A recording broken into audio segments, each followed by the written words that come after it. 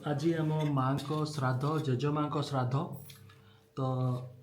माने स्पेशल जो भोग दि जाए तो सेटा आमर खिचड़ी है तो आज लंच रे स्पेशल खिचड़ी आउ ये डालेमा आउ ये टमाटर खटा आउ ये आपणकर जो कदली भजा तो ये सब आइटम है तो चलो तो देखा टेस्टा केमती है टिके खिचड़ी नहीं कि गूगल माने हमर जो डालमा टिके मिसई की है जबरदस्त टेस्टा आम